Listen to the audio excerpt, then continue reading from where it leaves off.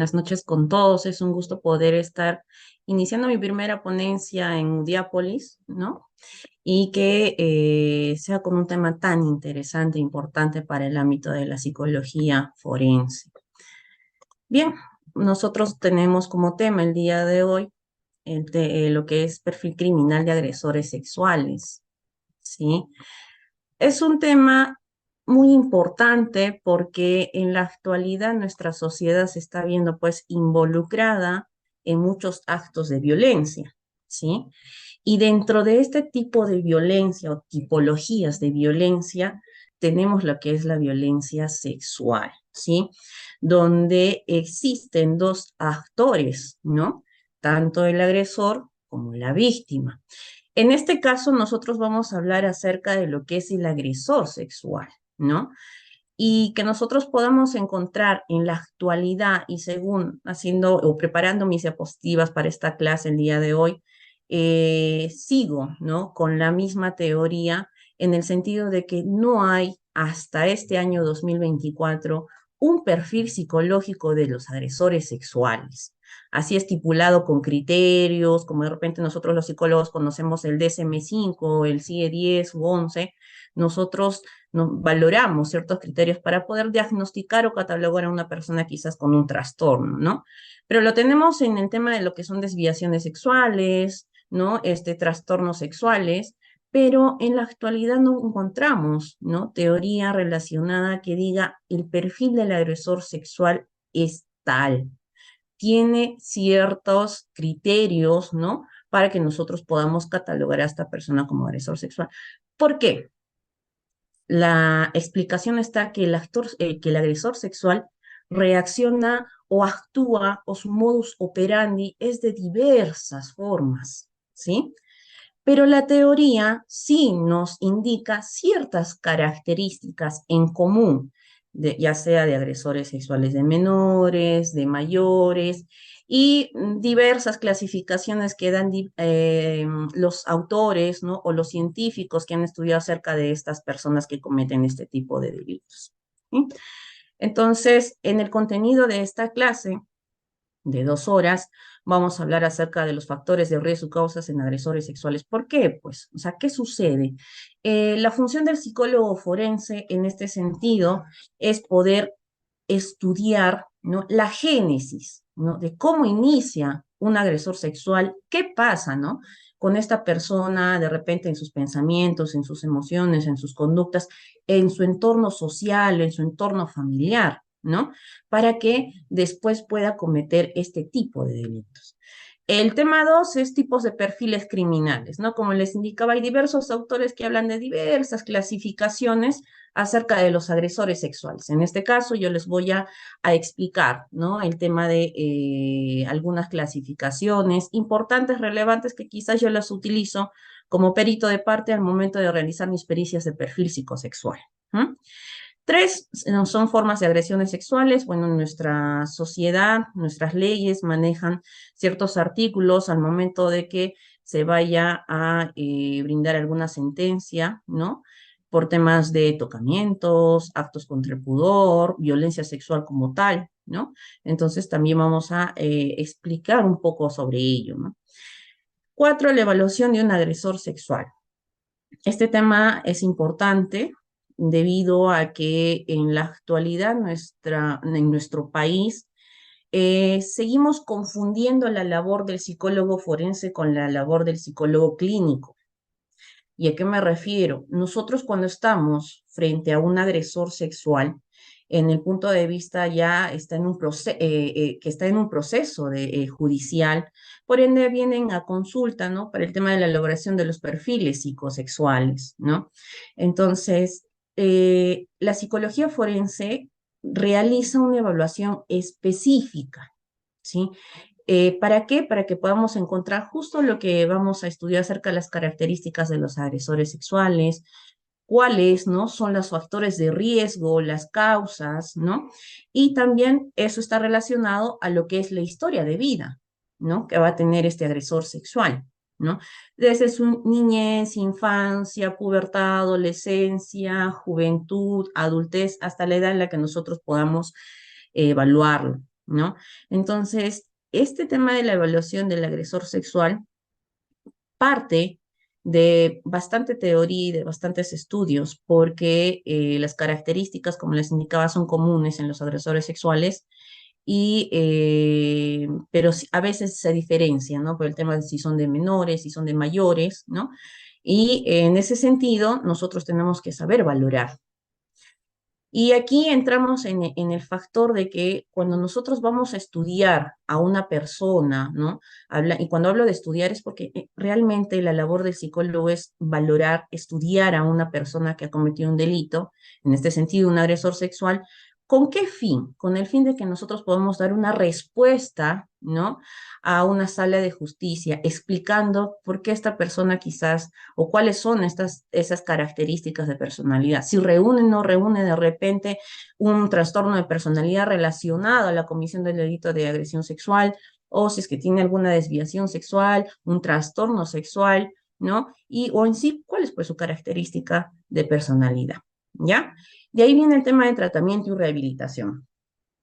Cuando hablamos de tratamiento y rehabilitación, vamos a mencionar, ¿no? Pautas o temas importantes que nosotros debemos de tener en cuenta al momento de realizar un tratamiento con los agresores sexuales, ¿sí? Aquí hago un paréntesis en el sentido de que el agresor sexual, ¿no? Tiene que ser tratado y rehabilitado ¿por quién? Por un psicólogo clínico, ¿no? Porque dada la labor del psicólogo forense, su función no es realizar un tratamiento o una rehabilitación en el ámbito de la psicología forense, sino que ahí entraríamos al campo de derivar, ¿no? A las personas que han cometido este tipo de delitos a que puedan ser rehabilitados y tratados. Ahora, nosotros también conocemos que ya ellos tienen una sentencia, los envían a los penales, y en los penales también tienen ellos que recibir pues un tratamiento especializado netamente relacionado a los agresores sexuales. Nosotros en los penales no podemos mezclar al agresor sexual con el que comete este robo, hurto, feminicidio. ¿Por qué? Porque las características de cada una de estas personas que han cometido un delito son muy distintas, ¿no? Y de ahí viene el tema de que antes de que ingresan a los penales, ¿qué es lo que hacen? Las evaluaciones de clasificación, ¿verdad? Entonces, ahí unos los clasifican a zona de mínima, mediana o máxima seguridad, dependiendo también si son reincidentes o no, ¿sí? Y les hacen una evaluación psicológica inicial. ¿Con qué fin? Con el fin de valorar cuál es su tipo de personalidad, conocerlo de manera integral al interno que está ingresando, y en este caso de agresores sexuales, centrar su tratamiento y rehabilitación con ese tema. Netamente trabajar lo que es psicoeducación sexual, el tema de la empatía, de la asertividad, del control de emociones y etc. Y eso ya lo vamos a ver en ese punto que vamos a tratar. Entonces, iniciando, ¿quién es pues un agresor sexual? ¿No? Entonces nos dice según URRA en el 2003 que son personas con inmadurez psicosexual.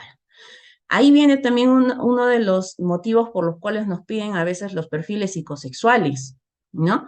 El tema de valorar esa inmadurez o madurez. Y ustedes dirán, pero ¿cómo? ¿Cómo la psicóloga o el psicólogo va a ver si es inmaduro psicosexualmente o no lo es?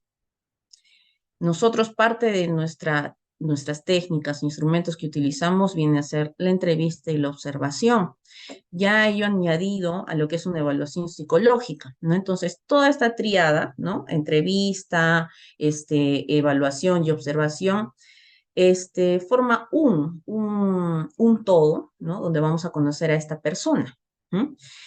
Y dentro de la entrevista hay una parte muy importante que nosotros tenemos que resaltar al momento de realizar nuestros peritajes.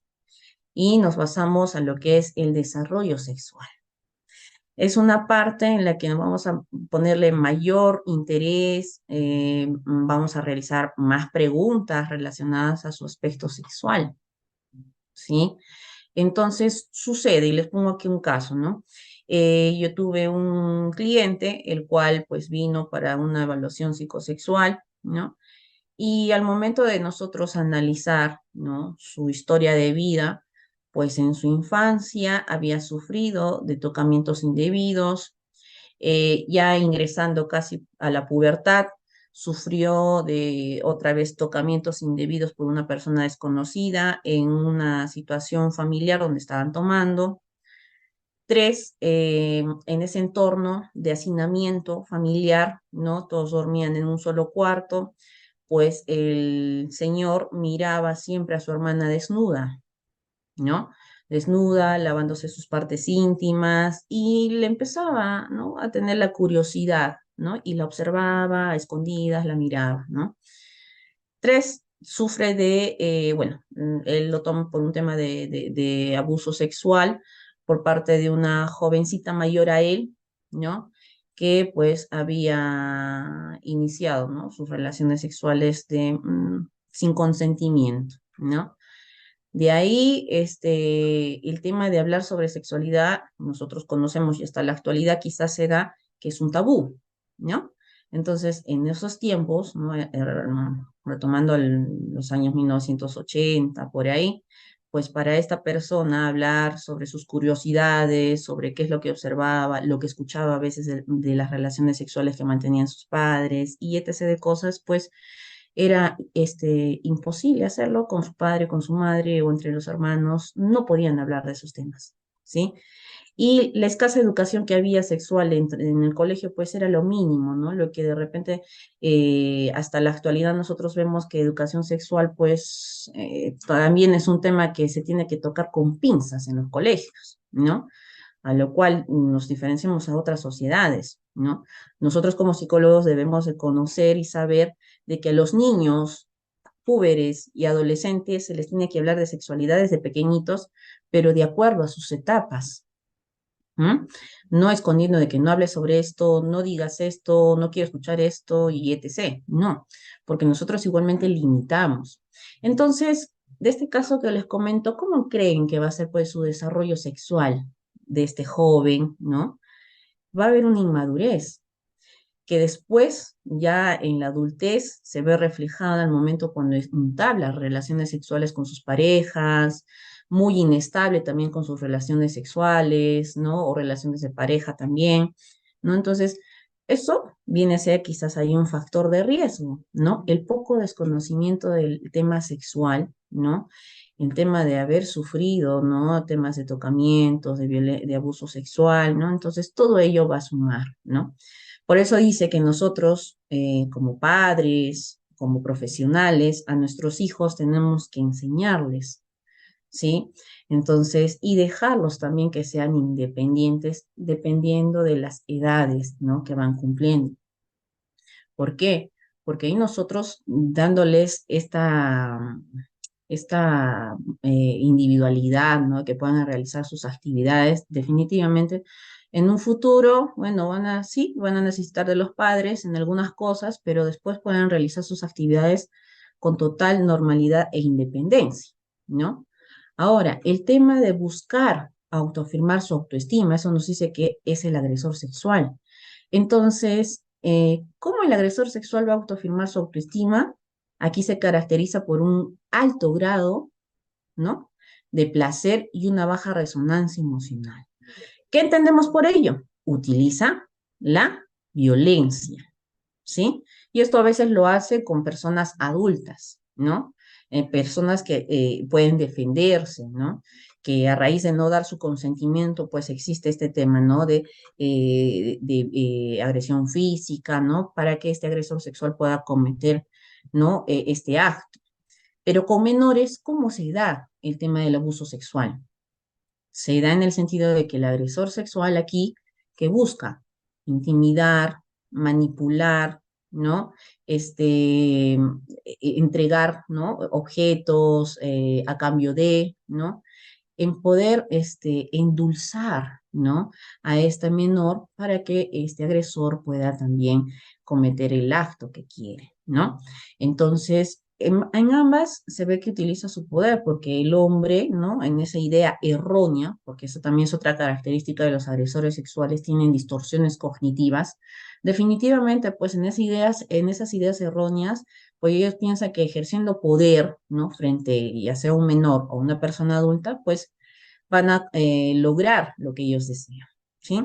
¿Qué más nos dice aquí? Que además suelen ser delincuentes en otras áreas, ¿no? También.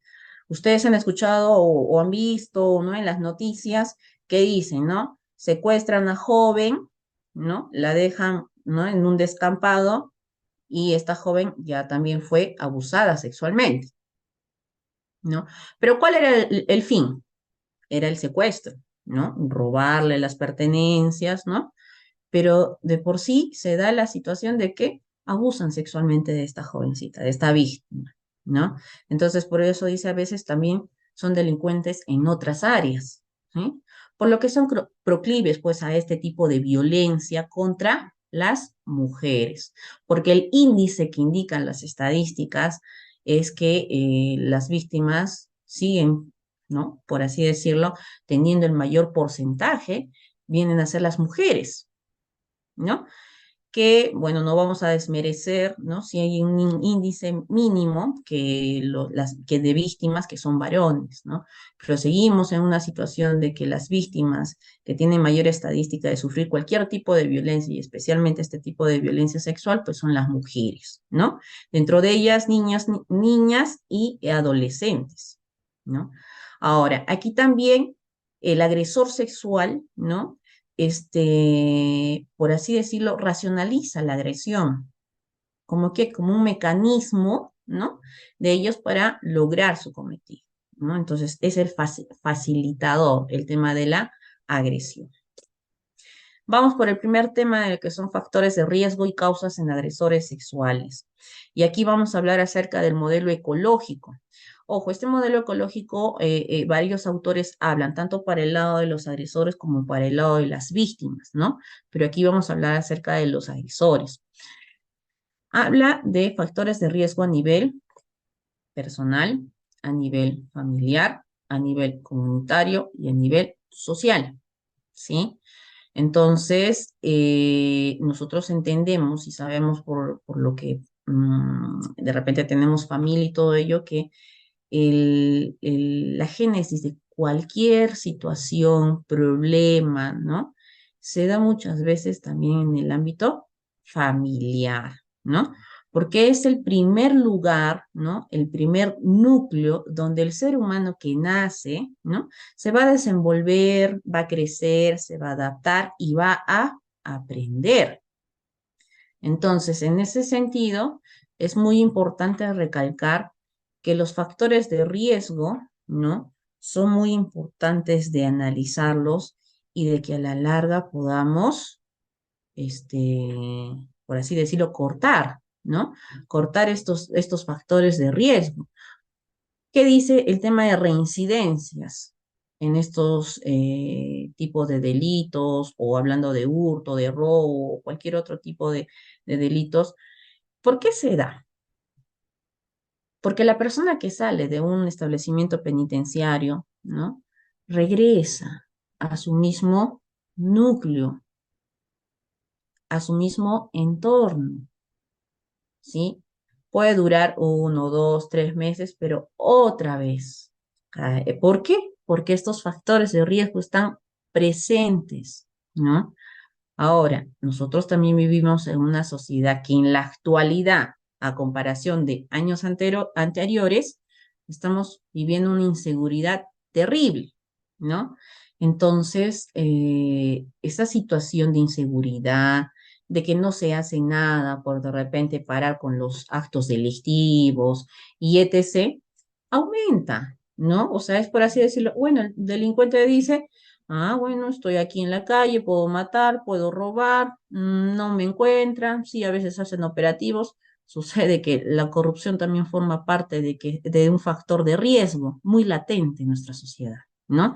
Entonces, ah, bueno, sí, el policía avisó, va a haber un, un operativo, ya pues todos se esconden y etc. Y todo vuelve, ¿no? Como un círculo.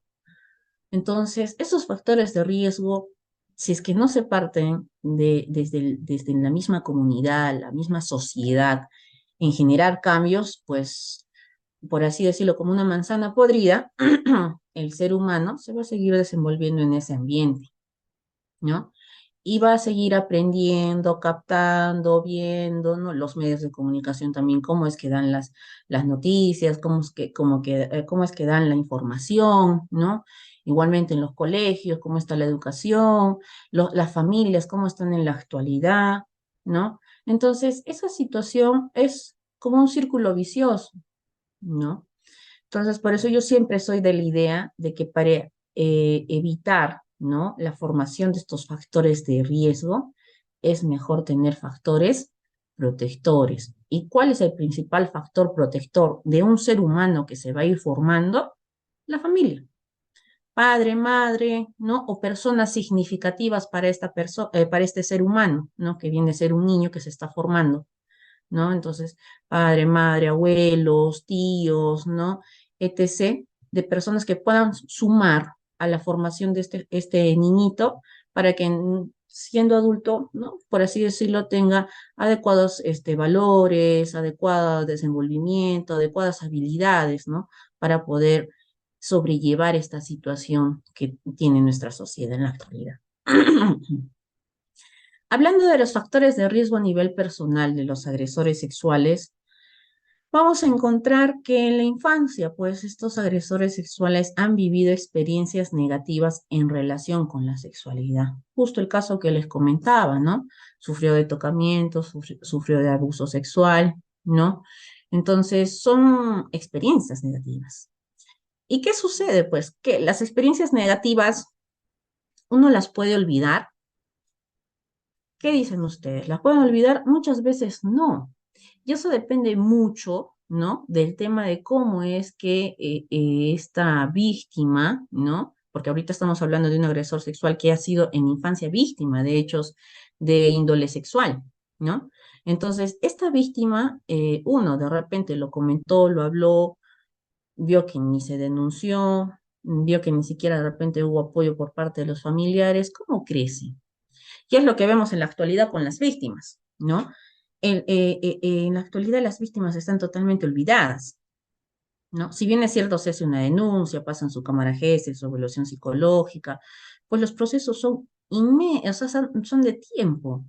Yo tengo casos en los cuales hace 3, 4 años emití mi pericia psicológica y recién este año estamos entrando en juicio, ¿no? Imagínense todo ese tiempo, una víctima, ¿no?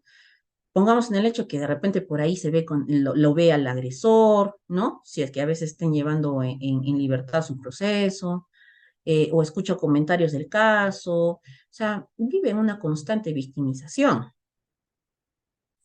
Ahora, sumado a ello el tema de que sí se les deriva a los centros de salud para que lleven sus tratamientos psicológicos, pero ¿qué hacemos para hacer que eso se cumpla, de que veamos que asista, sí, está asistiendo, ¿no?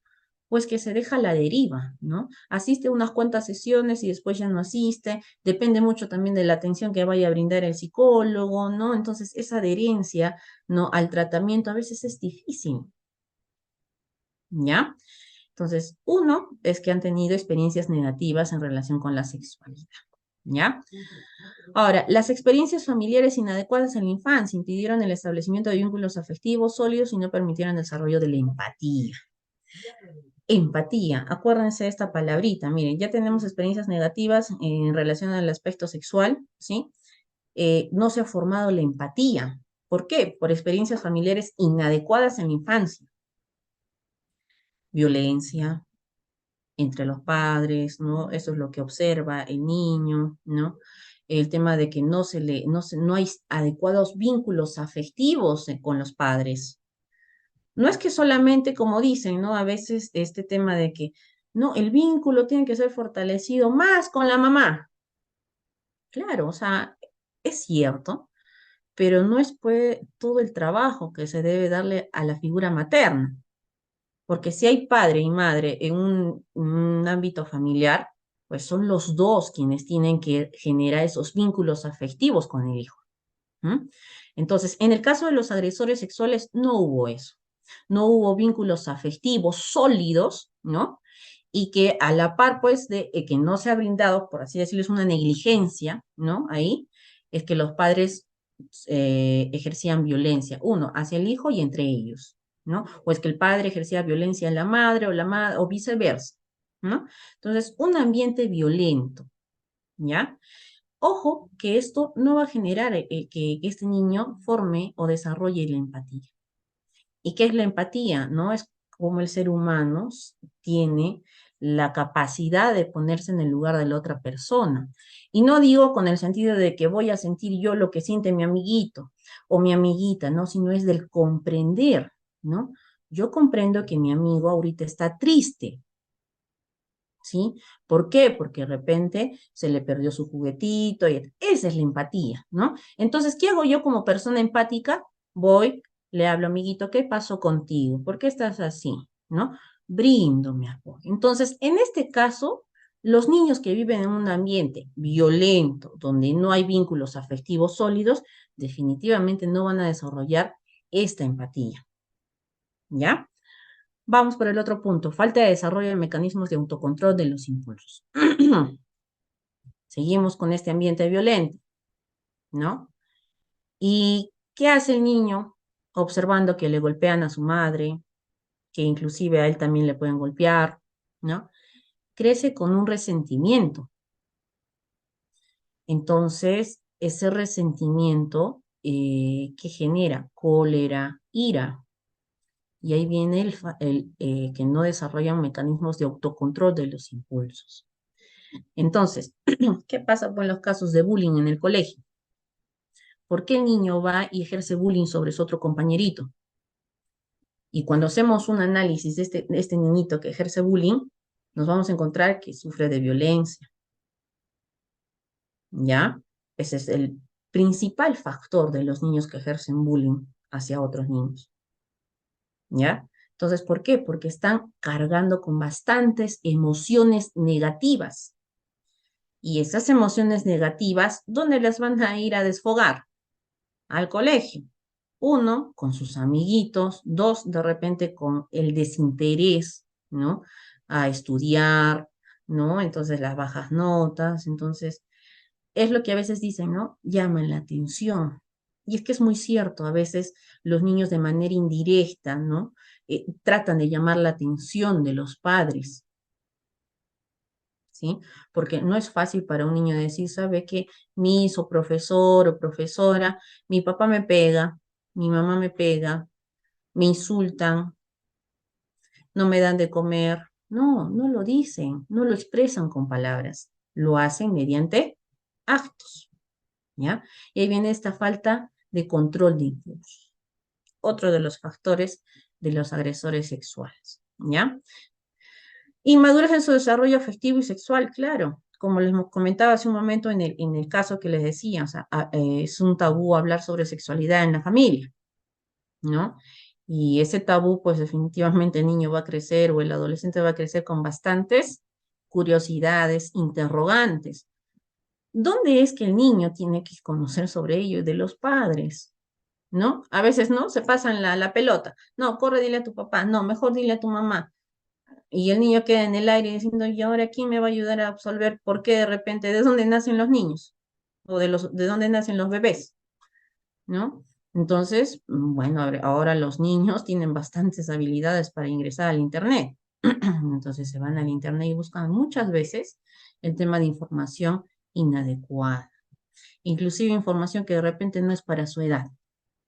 ¿Mm? Igual los jovencitos, ¿qué pasa cuando empiezan con sus poluciones nocturnas?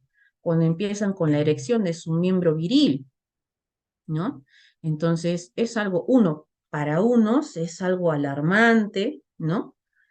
Para otros es algo, ¿no? Curioso, ¿no? Que les despierta, ¿no? Muchas cosas en su cuerpo, ¿no? Pero en estos dos lados, ¿quién pues va a estar diciéndoles, no, sí, hijo, es normal, tranquilo, yo te entiendo, te comprendo, yo también lo pasé, ¿no? ¿Quién? Tienen que estar los padres, porque en el colegio nos dan la educación básica sobre sexualidad, de cómo los cambios físicos, psicológicos de la adolescencia, ¿no? ¿Qué es lo que van a experimentar? Y etc., y etc. Pero no les hablan acerca de ¿Qué pasa entonces si tú ves que tienes poluciones, si tú tienes erecciones, si tú empiezas con masturbación, ¿no? Antiguamente, ¿qué se decía, no? Si tú te masturbas, te van a salir pelos en la mano. Inclusive los jovencitos crecían con miedos. Y eso es lo que en la actualidad yo encuentro con mis peritados, ¿no? Cuando ahondo en su historia de vida, siempre me comentan, no, es que, no, que va, era algo que no se podía hacer, ¿no? Inclusive otros me decían, no, sí, masturbación sí lo inicié a los 13, 14 años, ese es el indicador, ¿no? A veces está en esas edades, 13, 14 años, hasta otros 15, ¿no? Que se maneja en personas que yo les estoy hablando que tienen 40 y tantos años en la actualidad, ¿no? ¿Vieron pornografía? Sí, sí, es que mis amigos traían revistas o miramos en el canal que era prohibido en la televisión, o porque figuritas y revistas, películas, etc. Pero vieron. Entonces, ahora, ¿cuál es la interpretación que le dieron a esa situación de ver revistas? ¿Qué te generó? No, yo siempre pregunto, ¿no? ¿Qué te generó? ¿Qué sentiste al momento de ver esta revista? Ah, no, bueno, era curiosidad. En un momento lo practicaba a la par con la masturbación, pero ya después tuve mi enamorada, ya le perdí el interés, ¿no? ¿Es normal? Claro, es normal, o sea, es creíble, creíble, ¿no? A comparación de que me diga, sí, empezaba a tener fantasías, empezaba a estar constantemente con esas fotos de las revistas en mi cabeza, quería buscar más información, me masturbaba y ya era una conducta muy recurrente. Entonces, todo lo que escapa de lo normal, ¿no? Viene a ser lo anormal. Es como decir, yo me lavo las manos todos los días, todos los días, todos los días, todos los días y ya me empiezo a hacer heridas. Entonces, ¿qué estoy teniendo? Ya un TOC, un trastorno obsesivo compulsivo, porque él es algo irracional que me esté lavando todos los días y me esté generando inclusive daño, ¿no? Es lo mismo que sucede a veces con los pensamientos respecto al ámbito sexual, que eso sea recurrente. Ahora, ¿qué sucede con las desviaciones sexuales? Los voyeuristas, los proteuristas, que ellos buscan qué? Satisfacer su necesidad sexual, pero mediante a frotarse con otras personas, mediante a frotarse los genitales, mediante a ver a personas teniendo relaciones sexuales, a observar cómo se cambia una persona o ver personas desnudas. Esas ya son desviaciones, ¿no? A lo cual nuestra labor es valorar eso también en el proceso de realizar un peritaje psicosexual. ¿Qué más nos dice? Necesidad de sentir que tienen el control afectivo sobre otros, ¿no? O sea, manipular a otras personas, ¿no? Esa necesidad de afecto, porque ya vimos que no han generado esos vínculos afectivos sólidos, pues en el contexto de su desarrollo, ¿qué sucede? Pues ahí está a veces lo que dicen en la actualidad las relaciones tóxicas, ¿no? Empiezan con los enamoraditos, ¿no? O las enamoraditas ya les empiezan a controlar, a celar, a ser posesivos, ¿no? Entonces ahí viene el poco control afectivo sobre otros, ¿no? Entonces piensan que tienen el poder, ¿no? De ejercer, ¿no? Este control frente a otras personas y más en lo que son mujeres, ¿no? Y esto se alimenta más si es que esta persona, este ser humano, está creciendo en un ambiente machista, ¿ya? Ahora, sexualización de sus vínculos. Todo lo ven, o sea, a raíz de una situación de experiencia negativa en relación con la sexualidad, hablando de tocamientos, haber sufrido de violencia sexual y etc. Este jovencito, ¿no? O niño, niña, adolescente está creciendo con una sexualización de sus vínculos. ¿A qué me refiero? ¿No? A veces una de las consecuencias del abuso sexual es la hipersexualización de la conducta, ¿no? Entonces, todo lo ven, ¿no? Tener relaciones sexuales, ¿no? Por ese lado, ¿no? Quieren tener relaciones sexuales, quieren satisfacer, ¿no? Su deseo sexual, el placer, o sea, búsqueda de ello, ¿no? Entonces, muchas veces ahí viene el tema, ¿no? Entonces, si tienen ya esas distorsiones o van formando esas distorsiones, ¿qué hacen, no? Pueden ver, ven una niña o alguien o a la primita o algo ya y viene y hace que le toque su miembro, ¿no? Viril. Entonces, y eso ya se vuelve repetitivo. Entonces, al día siguiente, otra vez lo hago. Y al día siguiente yo ya le empiezo a tocar. y al día siguiente ya voy ejerciendo otras conductas que en ese momento, por esa idea irracional de que voy a satisfacer mi deseo sexual, pues estoy cometiendo un error. Es mi primita, la estoy tocando, estoy haciendo que me toque.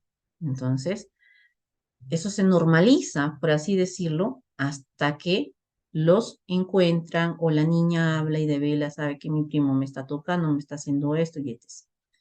Entonces, ahí viene el tema de la amenaza. ¿Qué está haciendo ahí la persona? Ejerciendo poder. Está amenazando. ¿Sabes qué? Tú no vas a decir nada porque yo soy capaz de, no sé, de matar a tu papá, a tu mamá, etc. de cosas, ¿no? Lo que podamos haber escuchado en algunas cámaras GES, ¿no? Entonces, los niños crecen con miedo.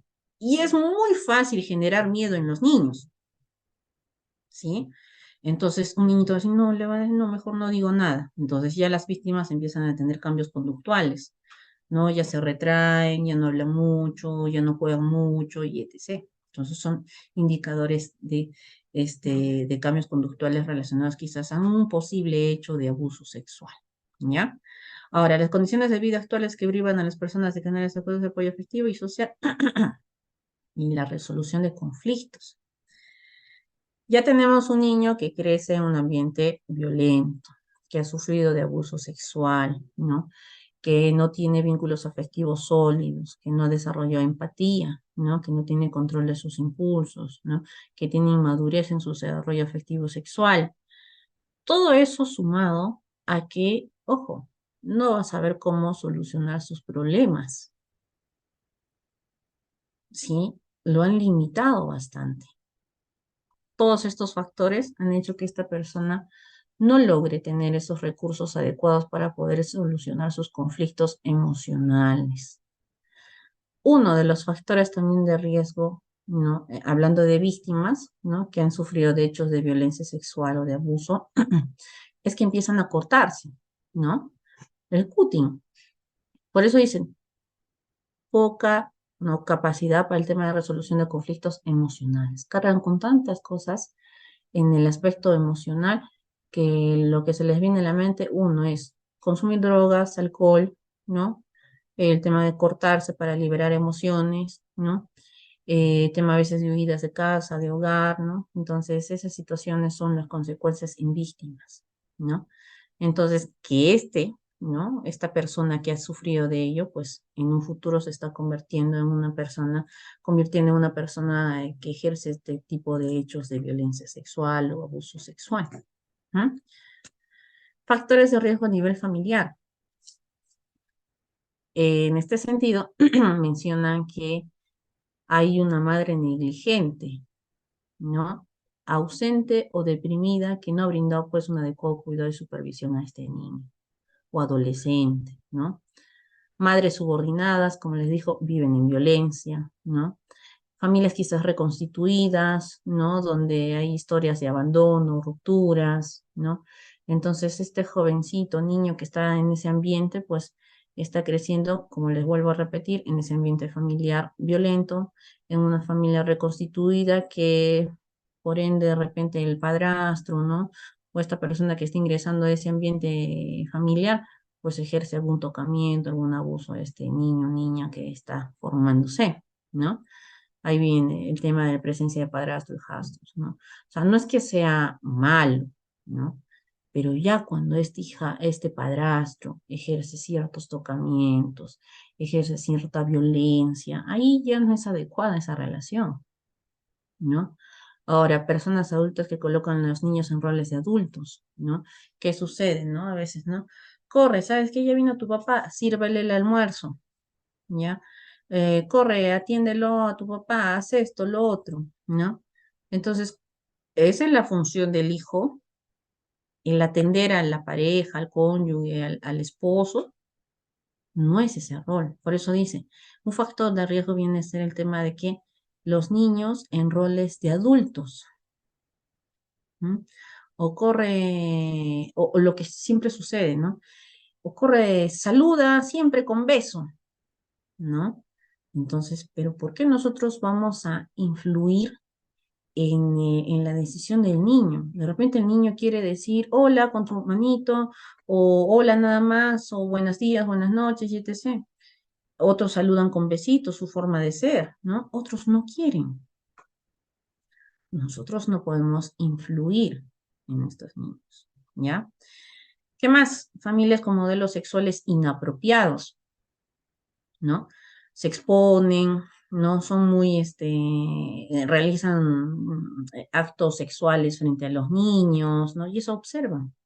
Entonces, esa observación, ¿no? Estimula, ¿no? El aspecto sexual en los niños o en los adolescentes. Y eso relaciona a que si un niño observa algo, quiere preguntar. Entonces, si sabe que sus padres no le van a responder, ¿dónde va a ir a preguntar? Entonces, le va a crecer un interés en el aspecto sexual de averiguar sobre esas situaciones que observa, ¿no? Que ve, ¿ya? ¿Qué más nos dice? El hacinamiento, ¿no? A veces familiar, todos duermen en un solo cuarto. Lo que les comentaba en este caso, el que un niño escuche que los padres mantengan relaciones sexuales no es adecuado. Crecen con esa idea, ¿no? Y yo tuve un caso, ¿no? Que inclusive le generó un fetiche a un señor, ¿no? Que veía, ¿no? Que sus padres tenían relaciones sexuales. Primero escuchaba y le llamó la atención y empezó a ver. Y había un ritual entre los padres, ¿no? Al momento de tener relaciones sexuales. Y se quedó fijado en las medias rojas que utilizaba su madre, ¿no? Y vino una vez a mi consultorio, bueno, eso conocía el serum todavía, ¿no? Y el señor venía, doctora, ¿sabe qué? Él por así decirlo, prevenir, ¿no? Algo, el querer controlar, ¿no? Tenía bastante el fetiche, usaba medias rojas, si miraba a una persona con medias rojas le llamaba la atención, ¿no? Y le venía al toque el pensamiento y recuerdo de que cómo veía a sus padres al mantener relaciones sexuales, ¿no? Entonces, hay que tener bastante cuidado con los niños, ¿no? En casa, cuando tengamos estas situaciones, ¿no? Porque es, por así decirlo, a veces en unos posts yo leía, ¿no? El que los niños escuchen que los padres tengan relaciones sexuales definitivamente es también violencia sexual en los niños, ¿no? Porque es algo que ellos no deberían ni siquiera escuchar, ni conocer, y tampoco comprenden esa situación. Entonces se les despierta, ¿no? El interés de averiguar sobre lo que escuchan. Ahora, padres y madres autoritarios. Lo que se dice en una adecuada educación familiar, ¿no? O crianza, es la democrática, donde tanto padres e hijos puedan tener la oportunidad de conversar, de hablar, de expresarse, y no ser autoritarios ni tampoco flexibles, ¿no? Eso es muy importante. Ahora, es un factor de riesgo en las personas que van a ser, que vienen a tener esa disponibilidad de ser agresores sexuales en un futuro. Sí, claro que sí. ¿Por qué? Porque está relacionado a lo que les digo. Hablar temas de sexualidad en esta casa no se hace, no se habla. No me preguntes, no me digas, yo no sé, ¿no? Ahora, parte de la prevención en casa tiene que ser el tema de hablar sobre el abuso sexual, ¿no? Nosotros siempre a los niños, ¿no? A nuestros hijos siempre decirles, ¿sabes qué? Tú sabes muy bien, ¿no? Que si alguien viene, una persona desconocida, te toca, te dice algo, esto, tú no debes hacer eso, porque es esto, lo otro, se les explica, ¿no? Pero un niño que no conoce, no entiende sobre ello, pues ojo, va a permitir que de repente el tío, el padrastro o alguien venga, lo toque, le dé un beso en la boca y eso es normal. Ese es todavía a veces que dicen los agresores, ¿no? No vas a decir nada, esa es mi forma de quererte, yo te quiero así, ¿no? Entonces hacen que los niños se confundan, ¿no? ¿Qué más? El tema de que a veces los padres piensan que los hijos son de su propiedad, ¿sí? Ahora también el tema de la presencia de alcoholismo, drogadicción y adicciones en la familia. Bien, es un factor de riesgo también a una persona porque el agresor sexual, como les dije, no tiene un perfil específico, pero dentro de las características de cuando las personas ejercen este tipo de violencia en mujeres y niñas, muchas veces están bajo los efectos del alcohol. ahí no controlan ya bueno, sus actos, ¿no? Y van y ejercen, ¿no? O sea, si quieren ejercer poder, pues con el alcohol es más poder, ¿no? Entonces ahí sí violentan, ejercen muchas cosas sobre otras personas, ¿no? Entonces, una de ellas es la violencia sexual.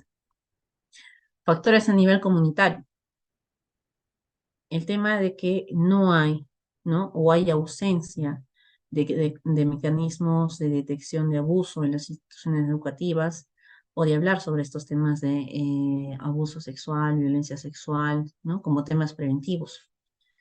Entonces, eso, como les digo, a un agresor sexual que de niño ha sufrido estos tocamientos o estas situaciones sexuales inadecuadas, pues uno en la familia no lo va a decir. De repente en el colegio, de repente es un ambiente donde puede decirlo, pero se encuentra en un colegio de repente en el que también hablar de temas sexuales o de que no se toquen esos temas de violencia sexual o abuso sexual, pues otra pared, ¿no? Entonces por eso es que el niño de ahí crece con esas situaciones que ha podido vivir o vivenciar, ¿no? Desde pequeño.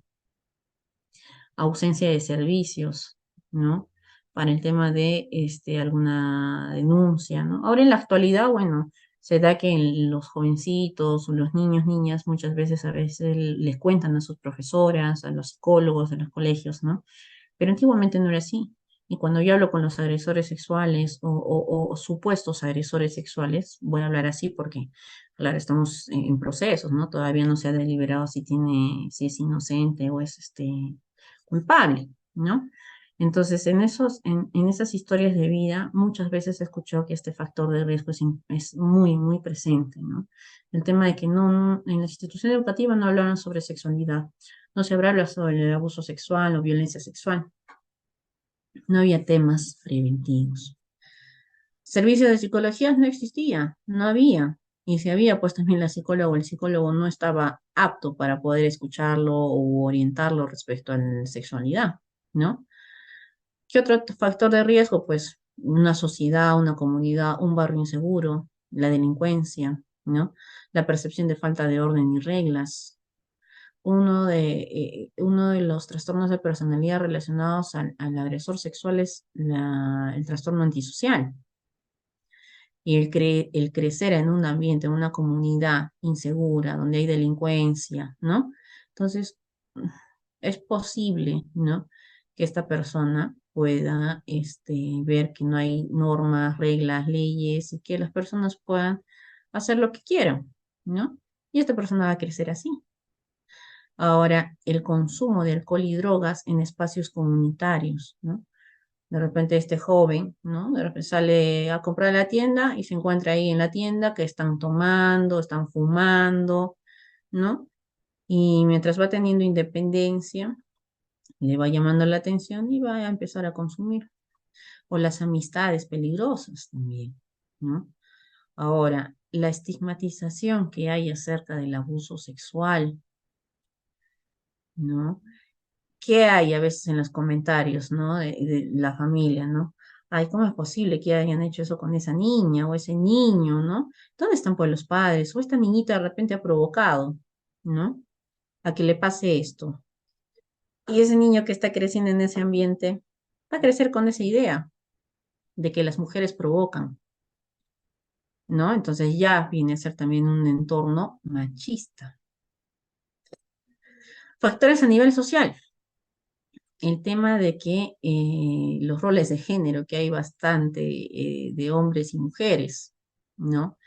Es tan presente en la actualidad ello, sí, el que el hombre tiene que hacer esto y la mujer tiene que hacer lo otro, ¿no? Viene a ser un factor de riesgo, porque se sigue fortaleciendo esa idea errónea, equivocada, de que el hombre tiene poder y que la mujer debe ser sumisa o que la mujer es débil, ¿sí? Entonces, esas situaciones de los roles de género es un factor de riesgo a nivel social. Y no solamente para los agresores sexuales, creo yo que para todos, ¿no? La utilización comercial de la sexualidad. cómo ven a veces los cortes comerciales, las publicidades, tienen un contexto sexual. Muchas veces sí, que un joven, ¿no? Un adolescente, pues lo va a interpretar a su forma, le va a generar el morbo. ¿Qué dicen de las canciones, no? En la actualidad, ¿no? A veces cuando uno analiza las canciones, es bien catastróficas las letras, ¿no? Y hasta los niñitos desde 5 o 6 años se saben la letra así, al derecho y al revés. Entonces, ojo, con esto no digo, no hagamos que los niños escuchen, ¿no? Este tipo de canciones, sino que no hagamos que sea constante. Pues escucho una vez, ¿no? 2 veces, es parte del ambiente, ¿no? A veces de los cumpleañitos o etc. de cosas. Pero de que incentivemos y fortalezcamos el uso de esos términos en las canciones, ahí sí, no es adecuado, ¿ya? Entonces, estamos viviendo en una sociedad erotizada. Y eso viene a ser un factor de riesgo a un niño puber adolescente que, como hemos visto hace un momento, no tiene quien le explique, quien lo oriente, ¿no?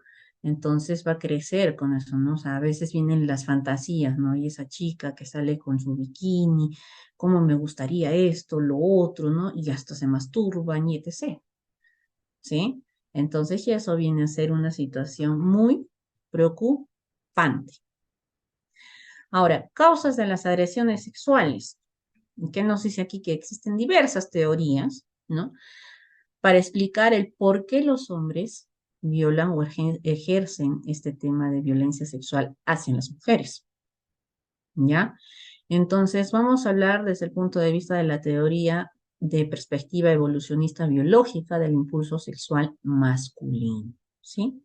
Entonces, ¿qué nos dice esta perspectiva? Que el tema de la violación, ¿no? Explica que el tema de la violación puede ser una conducta orientada por el instinto, ¿no? El instinto, ¿no? O sea, yo quiero satisfacer mi deseo sexual, pero quiero hacerlo de esta forma, ¿no? Entonces se va a un prostíbulo o va a una fiesta, está con la amiga, está pasada de copas y bueno, me aprovecho de mi amiga. ¿Por qué? Porque tiene ese instinto, ¿no? Y eso, esa palabrita del instinto viene desde tiempos remotos, ¿no? ¿Por qué? Que dicen que el instinto viene a asegurar la supervivencia de la especie, ¿no? Por eso dicen, ¿no? Que los hombres son más sexuales que las mujeres, ¿no? Eso por un término común que se ha visto en varias explicaciones en este tema evolucionista, ¿no? Porque, ¿qué dicen, no? La supervivencia de la especie. O sea, si yo no tengo relaciones sexuales, si yo no tengo un hijo, ¿dónde queda mi descendencia, no? ¿Dónde yo voy mi instinto, ¿no? Es como a veces, bueno, no a disculpar, pero a veces nos tenemos que comparar con los animales, ¿no? Porque a veces no somos seres racionales. Y si nos guiamos del instinto, bueno, vamos a ser como el perrito, ¿no? Voy a oler a una perrita y bueno, voy a ir y voy a querer tener el coito, ¿no?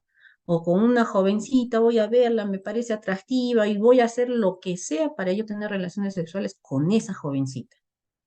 Ya viene ahí una distorsión, porque solamente este ser humano, hombre, se está dejando llevar por su instinto, ¿ya? Entonces eso es lo que nos dice. Ahora, por eso se relaciona a los tiempos primitivos, ¿no? Donde ahí se cree que la violación pudo ser un medio adecuado para expandir el material genético. Eso es lo que nos dice, ¿no? Y aumentando ahí la probabilidad de que nacieran más hijos con la genética del violado, ¿no? Eso dice, ¿no? O sea, alguna teoría habla, ¿no? Que ya el violador o el agresor sexual viene o nace con una genética. Mm, no voy muy de acuerdo con ello, pero es una teoría mínima que habla acerca de ello, porque más está en cómo es que este niño, niña que nace, se desenvuelve en el transcurso de su historia de vida. y qué es todo lo que hemos visto en los factores de riesgo, cómo es que influyen en que esta persona pueda cometer o llegar a cometer estos delitos. ¿Ya? Ahora, ¿qué más nos dice aquí? El tema de que esta teoría evolucionista dice, ¿no? Que el ser humano, por ese impulso de tener relaciones sexuales, pues puede tener relaciones con varias mujeres, ¿no? Como le sea posible. Entonces, ¿qué estamos ahí fortaleciendo? La idea de que de repente la figura femenina es un objeto sexual. Y esa es una de las distorsiones que tienen los agresores sexuales, ¿no? Claro, yo estoy con una mujer solamente porque me tienen que satisfacer en la cama, ¿no? Entonces, ahí pues el agresor sexual carece de qué? De éxitos sociales, porque sucede que él, si bien es cierto, hay agresores que son, ¿no? Bien, ¿no? Son extrovertidos, otros son introvertidos, ¿no? Y depende mucho del tipo de personalidad que han ido formando, ¿ya? Pero aquí carecen, ¿no? De establecer adecuadas relaciones interpersonales. ¿Cómo soy yo como hombre al momento de acercarme a una mujer y querer entablar una conversación y que posiblemente en un futuro sea mi pareja, ¿no? ¿Cómo llego a eso? Entonces, hay hombres que no tienen las habilidades, ¿no? Y que se ponen introvertidos, ¿no? Y crecen con carencias. Y ven, ¿no? De repente que otros van al toque, sí hablen como ellos pueden y yo no. Entonces ahí ya va bajando su autoestima, ya se creen inferiores a otros, ¿no? Entonces vienen las ideas ahí de por qué yo no puedo lograr que esa chica hable conmigo o que esté conmigo, por qué él sí. Entonces ahí a veces ya se vuelve una obsesión y hace que de repente se cometa lo que han visto ustedes de repente en el caso de Avi Ágreda, ¿no? La jovencita que sufría de hostigamiento, de acoso por parte de este señor, hombre que la asesina, ¿no? Por el tema de que la quema, ¿no? Entonces, ¿qué hubo, pues, no? ¿Qué hay detrás de todo eso?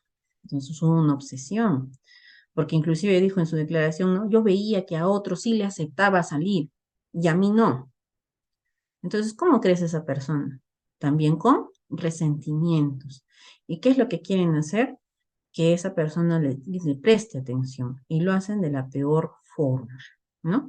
Y muchas veces, en este caso de Ivy Agreda, pues la asesinó en el tema de haberla incendiado en el carro, ¿no? De prenderle fuego. En otros casos por el tema de violencia sexual, ¿ya? Entonces, ¿qué hace ahí? Ese impulso, ese instinto despierta el apetito sexual del hombre y se convierte en una situación incontrolable, ¿sí? Y que constantemente piense, ¿no? Quiero tener relaciones sexuales, yo quiero estar aquí y allá con esta chica y ve a la mujer como un objeto sexual. ¿M? La otra teoría que es la socialización masculina, que nos dice aquí que desde niños, pues los hombres, ¿no? Han crecido en una situación de que aprendan a ser duros y dominantes. O sea, hablemos en una situación machista, ¿no? Y que con el tiempo, en esa interacción con el sexo femenino, ellos son los dominantes, los duros, y las mujeres quieren ser dominadas. Esa es la idea de la socialización masculina, ¿no? Entonces, a eso se llama la teoría de la mística de la virilidad, ¿no? Porque sí, eso en la actualidad, nosotros siendo personas racionales, ahorita profesionales, ¿no? Eh, mm, Tiene algo de lógica, ¿no? El que nosotros, ¿no? Mujeres queramos ser dominadas y que los hombres sean los dominantes, ya no, porque en una interacción de pareja, ¿qué tiene que haber para que exista esta relación de pareja? Ha tenido que haber amor, ha tenido que haber una interacción previa antes, ¿no? Igualmente para tener relaciones sexuales, bueno, en la actualidad es muy distinto, ¿no? O sea, de un momento a otro a veces los jóvenes, si ya se conocen y ya tuvieron relaciones sexuales, ¿no?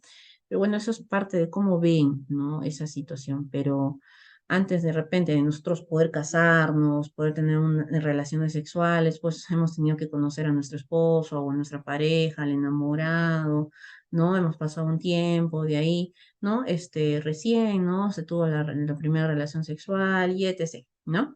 Y lo que yo escucho a veces en mis peritados es eso, ¿no? Porque yo siempre les pregunto, ¿cuándo iniciaste tu primera relación sexual? ¿Cómo fue esa primera experiencia?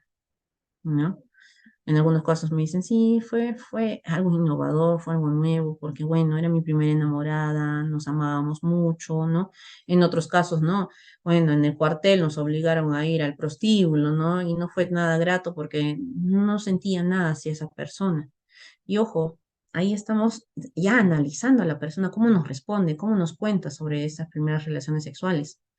Entonces, en un lado no fue nada gratificante, en otro sí fue gratificante. ¿No? Entonces, ¿cómo es que a raíz de, en esta persona que me dijo que fue en el cuartel y que los obligaron con las prostitutas, este, no le agradó? Porque, ¿qué me dijo? Miren, o sea, ahí viene la racionalización, porque yo no conocía a esta persona y porque yo no había un lazo afectivo. Sí, es real, sí, es adecuada, lógica esa respuesta, claro que sí. A comparación de otra que, pues sí, bueno, fue la primera vez con una prostituta, sí, pero sí, no fue nada grato, pero bueno, es lo que había y ahí empezó a gustarme y etc. O sea, la forma en cómo también una persona te responde, te habla, te cuenta sus experiencias sexuales, definitivamente también suma mucho a la observación que nosotros podamos realizar de esta persona, ¿ya? ¿Qué más? Aquí, en este tema de la teoría de la socialización masculina, la violación se convierte en un modo por el que los hombres aumentan su autoimagen, ¿no? Que dicen, soy hombre, ya. Disculpen los términos, pero los voy a utilizar, ¿no? Ya me comí a esta chica. Ya me comí a esta otra chica. Y ya hice esto, y yo lo escucho, uno, por el tema a veces de mis peritados, en los términos que usan. Entonces, esa palabrita, ¿no? Ya me comí. Es mm, quizás trillada para algunos, pero para mi persona como profesional, ¿qué me hace ver? ¿Cómo ve a la mujer? ¿Sí? Por eso les digo, es que es tan importante poder escuchar cómo es que la persona a la cual nosotros estamos entrevistando, estamos evaluando, qué palabras usa. No con el fin de juzgar, ¿ah? Yo, por ejemplo, si yo escucho a veces eso, claro, o sea, escucho, canalizo, veo cómo se expresa esta persona, pero no le voy a decir, oye, ¿tú por qué utilizas eso? ¿Y por qué hablas así? ¿No? O sea, la labor del psicólogo no va a ser nunca, no va a ser juzgar, va a ser escuchar y comprender desde el punto de vista cómo es que esta persona ve, ¿no? O valora el tema de tener relaciones sexuales, ¿ya? Entonces, dicen, ¿no? Aumenta la autoimagen, ¿no? ¿Qué dicen, no? El hombre a veces, se cree el más hombre porque tuvo, pues, 7 parejas, 8 parejas y con todas tuvo relaciones sexuales. Y con todas, él es el que terminó, ¿no? Las relaciones de pareja, ¿no? Entonces, aumenta su autoimagen y su identidad masculina. ¿Distorsionada? Claro, porque un hombre no se va a valer de lo cuántas chicas tiene y cuántas veces tuvo relaciones sexuales y cómo las tuvo y en dónde las tuvo. No, eso es totalmente errado e ilógico. Pero en una sociedad machista, eso es aplaudido, ¿no? ¿Qué más nos dice esa teoría de que la actitud más machista, ¿no? Es la que muchas veces es la predominante en los agresores sexuales, ¿no? ¿Por qué? Porque a raíz de esa actitud machista se ridiculiza la sensibilidad y el respeto a las mujeres. Este agresor sexual, ¿ustedes creen que es empático con la figura femenina? ¿Ustedes creen que es asertivo con la figura femenina? ¿La respeta? No, porque con ese término nomás que les dije, No hay respeto, cosifican a la mujer, ¿ya?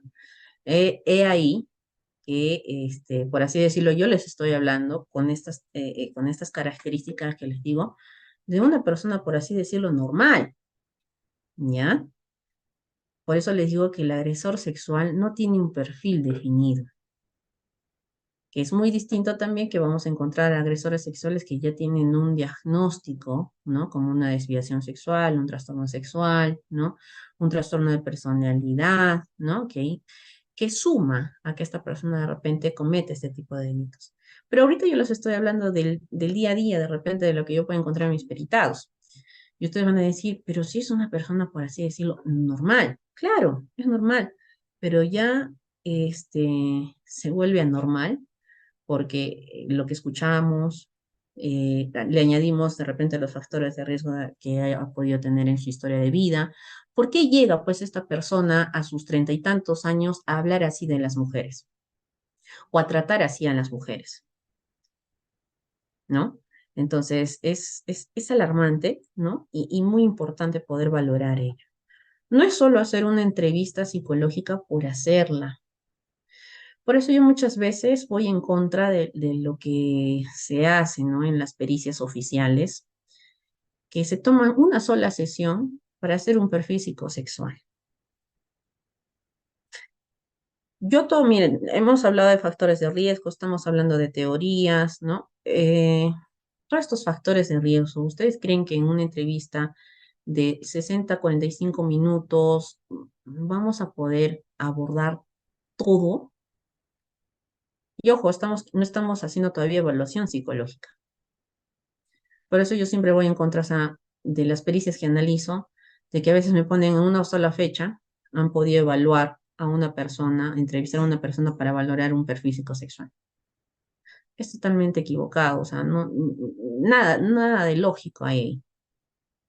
¿Por qué? Porque para hacer una pericia psicológica en una persona agresora sexual, pues eso es un estudio, una investigación que estoy haciendo como perito frente a esta persona que ha cometido un delito.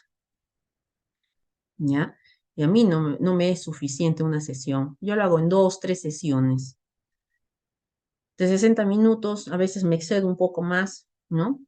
Pero con el fin de recabar toda la información importante, relevante, para que podamos encontrar, pues, si esta persona es o no es tiene o no tiene características relacionadas a un agresor sexual, ¿ya? A todo esto, de la falta de respeto hacia las mujeres, de ridiculizar la sensibilidad de la mujer y el ambiente machista, se le suma el tema de la impulsividad y el abuso de alcohol y drogas. Patología psicológica, lo que hace un momento les decía, claro, sí, hay estudios, ¿no? En los cuales indican que hay ciertos trastornos de personalidad que se relacionan a los agresores sexuales. Hay las desviaciones sexuales igualmente, los trastornos de personalidad sexuales también, ¿no? Entonces, por eso dice esta teoría que hay muchos estudios psicológicos que señalan que los violadores presentan personalidades anormales, ¿ya? Incluyendo tendencias psicopáticas, distorsiones cognitivas y actitudes sádicas. Actitudes sádicas está dentro de una desviación sexual que es el sadomasoquismo, ¿ya?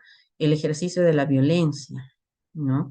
El pegar, utilizar látigos, que para una cierta parte de personas lo utilizan, ¿no? Como temas, no sé, de experimentar el placer y etc.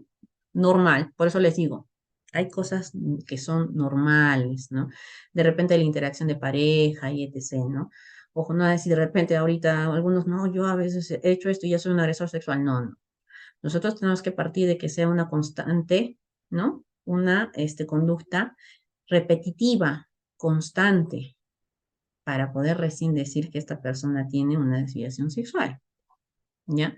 No es que a la primera yo me gusta mirar de repente que están teniendo relaciones sexuales, ya solamente por esa conducta yo ya soy, no sé, tengo una desviación sexual, ¿no? No, tiene que ser conductas repetitivas, ¿ya? Entonces, esas actitudes sádicas o sadomasoquistas, cuando ya son constantes y es que el hombre tiene esa fantasía o esa idea de que así pueda satisfacer sus deseos, sus placeres, pues es totalmente equivocado, ¿no? Y es por eso es desviación.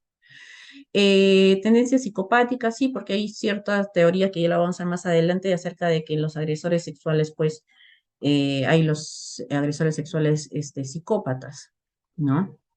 Y el tema de las distorsiones cognitivas. Otro término que se van a recordar relacionado también a lo que vimos hace un inicio, la empatía. Ya hemos visto empatía, ahora distorsiones cognitivas, ya otro término. ¿Por qué? Porque ya les he ido repitiendo que el agresor sexual sí tiene esas distorsiones erradas, ¿no? Acerca de lo que es, pues, la mujer, acerca de qué es tener una relación sexual, acerca en sí, del aspecto sexual en general, ¿ya? Teoría del aprendizaje social, ¿no? Muchos de los agresores sexuales adultos aprenden el uso de la violencia en su adolescencia, ¿ya? Entonces, por eso viene a ser la violencia, viene a ser un factor de riesgo, ¿ya? Y también incluyendo ahí las experiencias de ser abusados en la infancia, el otro factor de riesgo que hablamos hace un momento, ¿ya? Y el tema también de sufrir malos tratos. ¿M? Entonces se dan cuenta que todo tiene, ¿no? Todo se centra en los factores de riesgo, que son muy importantes que nosotros podamos valorar en las pericias psicológicas. Y aquí también se incluye el tema de la influencia de la pornografía. ¿Qué es pues la pornografía? Igual, o sea, es normal que en la adolescencia, ¿no? De repente hayan podido ver, o en esas relaciones de pareja juntos han podido ver pornografía. Sí, una, dos, tres veces, ¿no? Pero ya viene a ser anormal cuando es constante, o sea, todos los días estoy mimetizada en mirar pornografía, en videos, en revistas, busco en el internet y de ahí de repente me viene el deseo, ¿no? De buscar a niños, a niñas, a jóvenes, ¿no? Ahora, ¿qué sucede en la actualidad? Yo les hablo de un caso, ¿no? A un joven lo habían detenido por tema de, ¿no? Citar a una jovencita de 14 años en un lugar, ¿no? Y la jovencita tuvo que viajar para encontrarse, se conocieron por internet, ¿no? Entonces, por una sospecha, ¿no? La señora que vendía salchipapas al costado la vio a la jovencita esperando bastante tiempo y viene la persona con la que se iba a encontrar y lo ve porque es una persona o sea, yo era un joven, ¿no? No era mayor, joven, ¿no? A comparación de la jovencita. Y esta señora pues llama al policía, ¿no? ¿Sabe qué? Algo raro pasa acá, por favor, intervénganlos, ¿no? Y lo interviene. Ya, bueno, lo procesa, ¿no? Y le interviene en el celular. Y, y por eso yo digo, es tan importante saber manejar la información que tenemos en nuestros celulares. Entonces le encuentran, o sea, y a este joven le añaden el delito de pornografía, ¿no? De difundir, ¿no? Porque en la actualidad pues, hay bastantes grupos, hasta de grupos de chicos, de hombres, ¿no? Entre los amigos, de repente la promoción, o te invitan a algún grupo de WhatsApp, donde a veces comparten, pues, material pornográfico, ¿no? Y a veces hay videos, ¿no? O stickers algo eh, fuera de lugar, ¿no? Entonces a este jovencito pues le encontraron que estaba en un grupo, ¿no? Pero que él nunca había compartido, o sea, habían difundido, sino que se quedó en ese grupo que lo habían puesto, ¿no? Que le habían enviado un link para que ingresara y bueno, como que mandan videos, inclusive no había descargado algunos de los videos y así, ¿no? Pero ya le habían puesto una situación de que él compartía, ¿no? Y veía, y bueno, ya al final hicieron toda una investigación y bueno, salió libre por ese tema de ese delito, ¿no? Pero ahí voy. Si yo no comparto de repente un grupo o algo, ¿qué hago en un grupo de repente en el que se comparte estos videos, ¿no? Inclusive a veces hay videos de pornográficos de menores. Entonces, ¿qué hacemos ahí? O sea, ¿los vemos a todos como agresores sexuales o posibles agresores sexuales? Creo que yo no, ¿no? Pero sí ya se está alimentando un interés por el ver esos videos que se comparten, ¿no? ¿Qué sucede? A veces se comparten también los videos pornográficos o de que las estrellas de la farándula, ¿no? A veces se les escapa por ahí, se sube un video y ya se los están compartiendo y pasando, ¿no? Y lo tienen y lo ven. Perfecto, yo lo vi de repente una vez, ¿no? Ya, y lo dejo ahí o lo borro, ¿no? Pero ¿qué hago yo teniéndolo? ¿Que para qué? Para verlo una, dos, tres, cuatro y lo comparto con otro y mira esto y lo otro, entonces, y mira, todavía comentan, ¿no? Entonces ya ahí como que escapa de, ¿no? De ser algo normal, por así decirlo, ¿ya? Entonces, la influencia de la pornografía viene a ser parte de la teoría del aprendizaje social, porque ahí el joven, adolescente está observando, está viendo, ¿no? Algo, o niño, a veces yo he escuchado uno de los casos, no, mi tío me hacía mirar videos pornográficos, ¿no? ¿Y de qué trataban esos videos? A veces en las cámaras esas para ahondar, ¿no? De repente en la entrevista, es que sí, veían, ¿no? Que el hombre y la mujer esto y explicaban, ¿no? Entonces, es totalmente inadecuado para un niño ver esos videos o que una persona te obligue a verlos, ¿ya? Ahora, ¿qué nos dice aquí? Que padecer un trastorno psicológico no es motivo ninguno de agresión, ¿no? Son una ínfima parte insignificante de las personas que tienen un trastorno psicológico y son agresores sexuales o delincuentes, pese a la gran mayoría de que tienen estos trastornos. ¿Qué me dice esto? ¿No? Cuando ya se diagnostica o se tiene la sospecha de que una persona pueda tener un trastorno de personalidad, ya es algo alarmante. ¿Ya? Porque muchos de los trastornos de personalidad se relacionan con muchas conductas, ¿ya? O con otros delitos. En este caso, el tema de la agresión sexual, ¿no? O del agresor sexual. Entonces, por eso es que todos los agresores sexuales tienen muy marcado el tema de esta normalidad en los aspectos sexuales por el tema de su educación, de su formación, del carácter que han formado, de su personalidad y de sus experiencias vitales.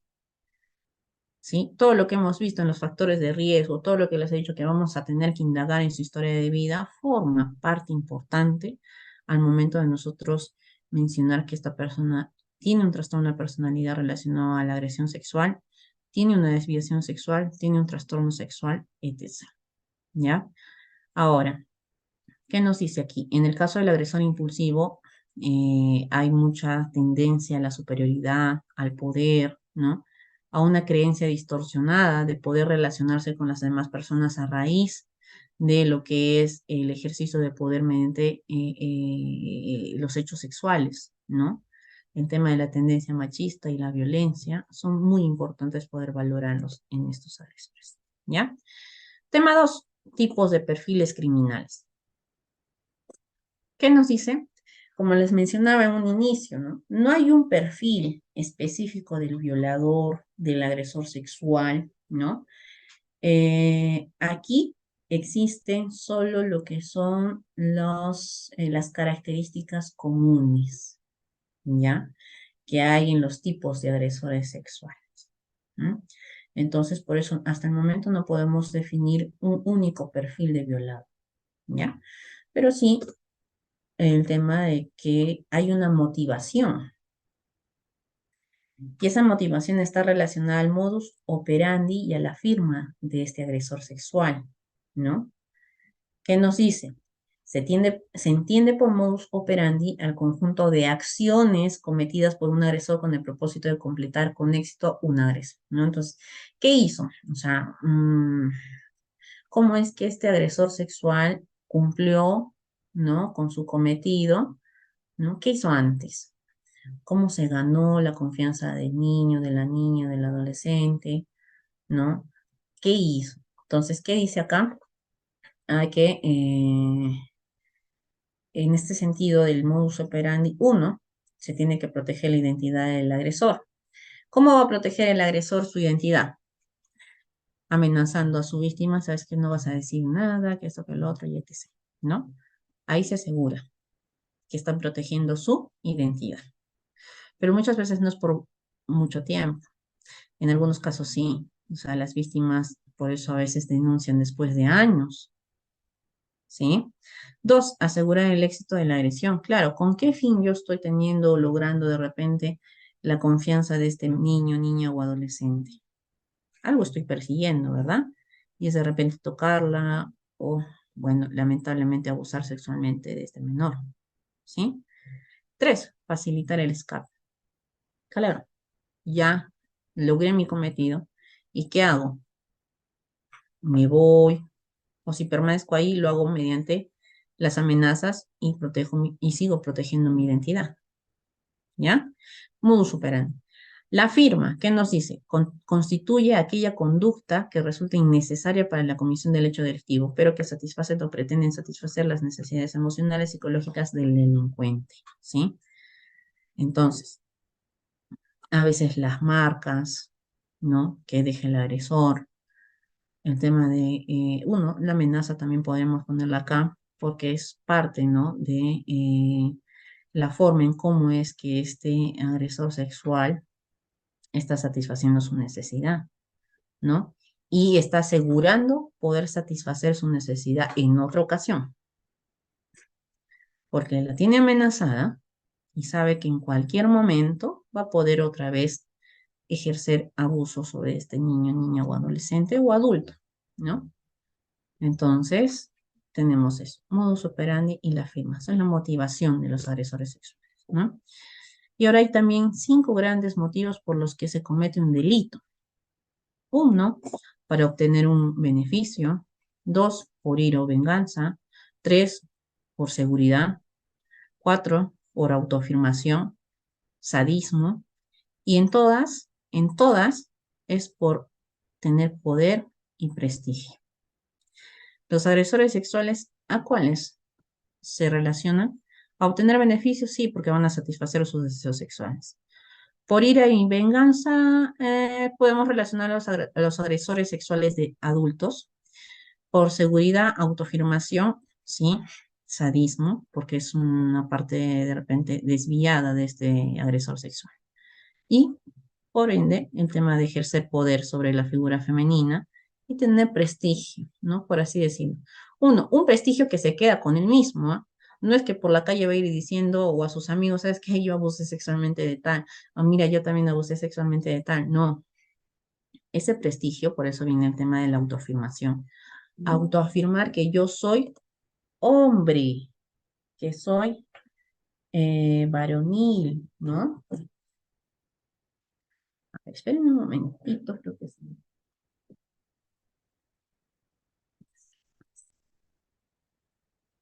Entonces, ahí, pues definitivamente, este agresor sexual crece y erróneamente con este fin de ejercer poder y prestigio. ¿Ya? Tenemos aquí la tipología según Jiménez, este autor que habló bastante y estudió también sobre estos perfiles, ¿no? Pero no perfiles, como les digo, como perfil psicológico ya establecido, sino perfiles que ha tenido respecto a unos estudios de grupo de agresores sexuales, ¿ya? Nos dice, el perfil uno está relacionado al agresor sexual que tiene o que no tiene habilidades sociales, ¿no? Y para poder relacionarse y tener encuentros sexuales, ¿ya? Entonces, lo que les decía, cómo este hombre o este chico puede tener esa cercanía con esta chica, con esta jovencita, cómo es que de repente la trae y etc., ¿no? Entonces, este perfil, uno de agresor sexual, no tiene habilidades sociales, no tiene esas habilidades para relacionarse y tener encuentros sexuales, y definitivamente lo hace a raíz de la violencia. ¿Para qué? como un símbolo de hombría y satisfacción, ¿sí? Entonces, ¿qué nos dice aquí? Al no saber relacionarse con mujeres de forma adecuada, violan para saciar su necesidad de autoestima. Y es ahí que el agresor sexual pues va a tener, va a ver que en la resistencia de su víctima muchas veces va a encontrar el placer, ¿no? Y ya se le va a hacer más fácil a la siguiente o con otra víctima el tema de ejercer esa violencia y que esa resistencia le va a llamar la atención y le va a generar como que un deseo mayor y el querer pues lograr esa satisfacción sexual. El perfil 2 nos dice que son los agresores, ¿no? O estos agresores no cuestionan su masculinidad, sino que mantienen la creencia de que pueden hacer lo que quieran con las mujeres, ¿ya? Ahora, en este caso del perfil 2 no suelen ser personas muy agresivas, pero el tema del querer tener ese contacto sexual, pues lo logran por muchos tipos de actividades que puedan realizar, ¿no? Y dentro de ellas, no quieren buscar tener relaciones sexuales como tal, de repente con penetración, ¿no? Sino que les satisface quizás tener un sexo oral, ¿no? O el tema de una penetración anal, ¿no? Entonces, todas esas situaciones, quizás por ese sentido, dicen que no son muy agresivas, ¿no? En este perfil 2, pero sí logran el cometido a raíz de cualquiera de estos actos, ¿no? De sexo oral, sexo anal, el tema de repente de algún tocamiento, pero satisfacen su deseo, ¿no? Y ojo, a veces por el tema bajo los efectos del alcohol, de sus víctimas, ¿no? Es que logran ello, o a veces también las víctimas no muestran resistencia, ¿no? Porque ella también ingresa en una interacción, ¿no? Entonces, aquí podemos hablar de repente, no sé, una relación de pareja o una relación casual, de repente que pueda tener un hombre y una mujer. Entonces ahí ambos satisfacen sus fantasías. Pero aquí este hombre ya está cometiendo, ¿no? Este deseo, ¿no? No de una manera agresiva, pero sí de un carácter sexual obligatorio, ¿no? Igual, sí, con esa idea, no, a esta chica la conozco, sí, voy a utilizarla para satisfacer mi deseo sexual, ¿ya? Entonces, por eso dice, tienen la creencia de que pueden hacer lo que quieran con las mujeres. El perfil 3 nos dice que aquí destaca mucho el tema de que usan la violencia, tanto para dañar como para controlar y como para humillar, ¿ya? Muchas veces esta violencia va a ser desmesurada, ¿no? Porque aquí la víctima, de cierta forma, pues va a ser receptora, ¿no? De todos estos actos de violencia. Y aquí lo que suele aparecer en los agresores sexuales es un sentimiento de rencor o rabia hacia las mujeres, ¿ya? Y que ahí puede ser quizás esto relacionado a una fantasía, ¿no? Por eso que aquí son más impulsivos, ¿no? Muchas veces son ofensivos, ¿no? Y aquí el agresor sexual, pues son egoístas, ¿no? Y necesitan el sufrimiento de su víctima, ¿no? Podemos encontrarlo aquí o relacionarlo aquí a los sadomasoquistas, ¿no? Porque el sexo lo utilizan como una forma más de infligir dolor, ¿ya? Perfil 4. Aquí nos indica que es donde se encuentran los niveles más altos tanto de sexo como de violencia, ¿no? Aquí ya los violadores se excitan sexualmente al causar dolor en sus víctimas. Igual también lo podemos relacionar con los masoquistas, ¿no? Entonces, mientras más violentos son sus actos sexuales, mayor satisfacción van a tener o van a sentir, ¿no? Entonces, ahora, está en el modo en cómo lo hacen, ¿no? Cómo lo realizan, de qué modo o qué hacen, y también en la forma que utilizan un arma, un transporte, cómo es que llegan a su víctima, ¿no? Entonces, todo eso les genera adrenalina errada, ¿no? Entonces, aquí también es cierto que pueden observarse grandes dosis de desorganización, descontrol, conductas aberrantes, ¿no? Porque muchas veces van a ir en contra de la víctima, en la introducción de objetos en las partes genitales, en de repente el genera dolor, la violencia, ya violencia física, ¿no? Entonces ya es un poco más aberrante esta situación de los agresores sexuales. En el perfil 5 nos indica aquí que se ejecuta un delito que no necesariamente estaba motivado por un impulso sexual. Entonces, aquí estábamos relacionados a los agresores sexuales oportunistas, ¿no? Y aquí nos referimos, lo que les dije hace un momento, muchas veces los agresores sexuales están relacionados con otro tipo de delitos, ¿no? Entonces, lo que les decía, ¿no? Un secuestro, ¿cuál era el fin? Secuestrar y robarla, pero ¿qué sucedió? Violaron o abusaron sexualmente de la víctima, ¿no? Entonces, por eso dicen oportunistas. Ah, claro, bueno, tenemos a la víctima, ya pues, ¿no? Aprovecharé en satisfacer mi deseo sexual, ¿no? Y lo hacen.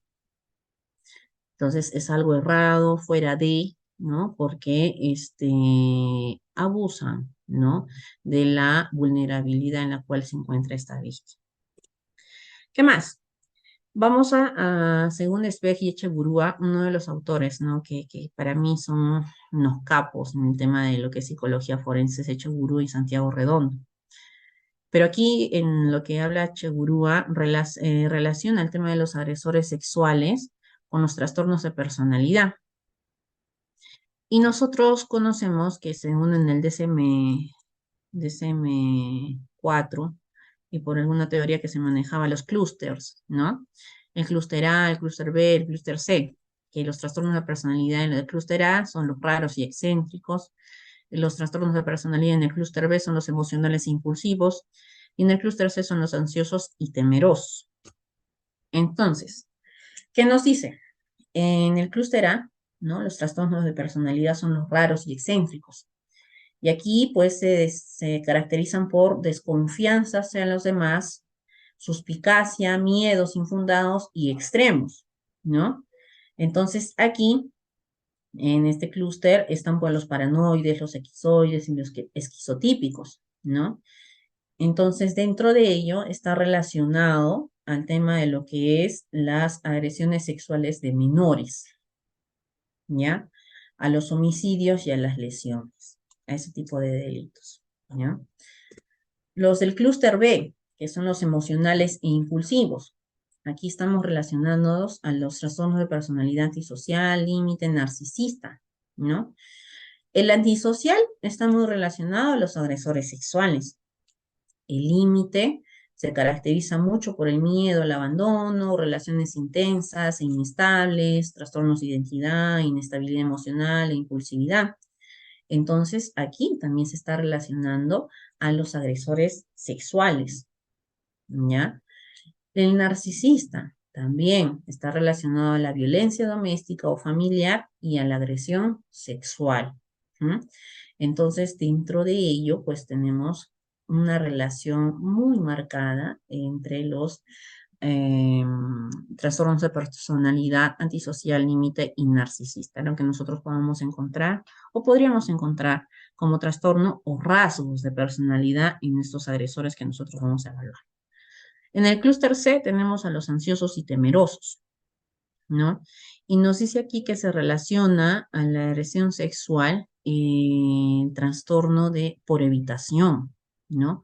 Porque estas personas que tienen un trastorno por evitación se caracterizan por ser personas que sufren, ¿no? Que son muy sensibles al rechazo y suelen vivir aislados socialmente, ¿no? Entonces, estas personas tienen características, un complejo de inferioridad, un miedo a ser juzgados. Entonces, aquí es muy predominante que existe el rechazo, ¿no? De la otra parte que vendría a ser la figura femenina, y por eso es que logran agredirla sexualmente, ¿no? Viene la otra situación de que tenemos que saber diferenciar entre violadores y abusadores, ¿sí? Los violadores habitualmente no son del entorno de la familia, ¿ya? Se da de persona adulta a persona adulta, ¿ya? Aquí el agresor sexual busca el poder, apelan siempre a la violencia y el objetivo es mancillar a la mujer, humillarla y hacerla sufrir.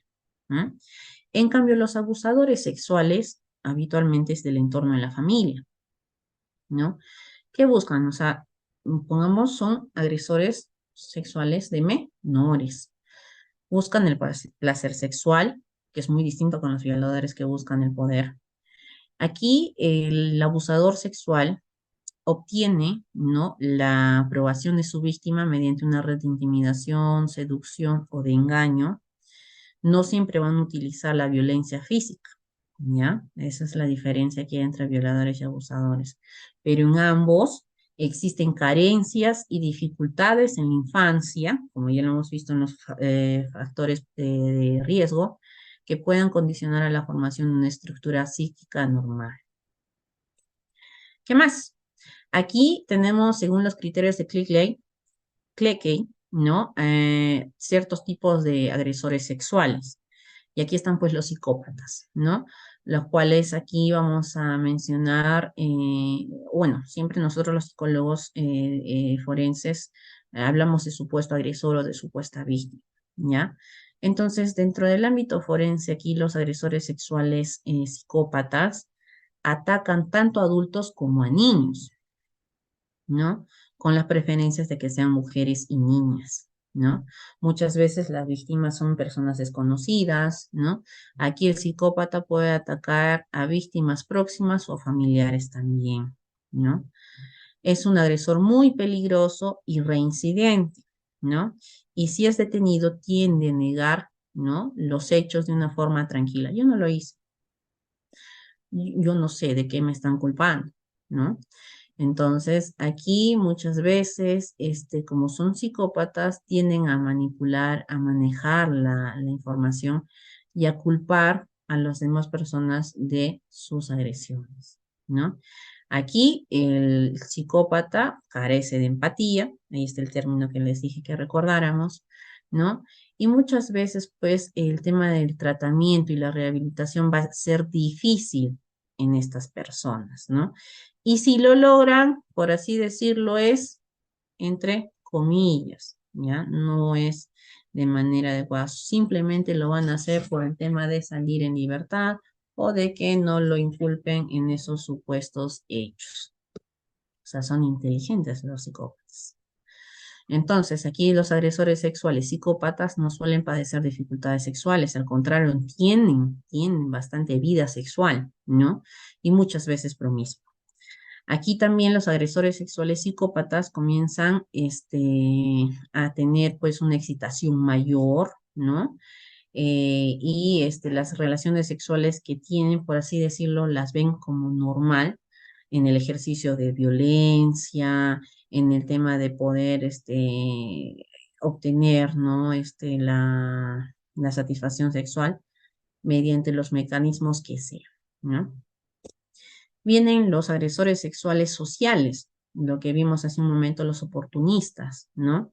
Que nos dice aquí que están en relación, que no muchas veces van a tener un trastorno de personalidad o alguna alteración. ¿Por qué? Porque de cierta forma, como dice la palabra oportunista, se da una relación que ellos no planificaron.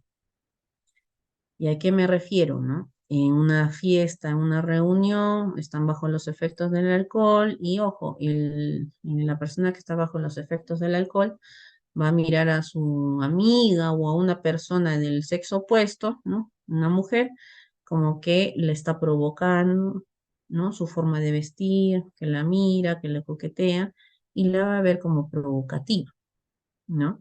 Entonces, aquí emplean una fuerza mínima porque primero van a tener que entablar una conversación, ¿no? Pero esa conversación ya va con un fin, ¿no? De ganarse la confianza y, por así decirlo, obtener esa satisfacción sexual en tener relaciones con esta persona, ¿no? Entonces, por eso dicen que aquí los sociales oportunistas muchas veces no va a haber violencia, ¿no?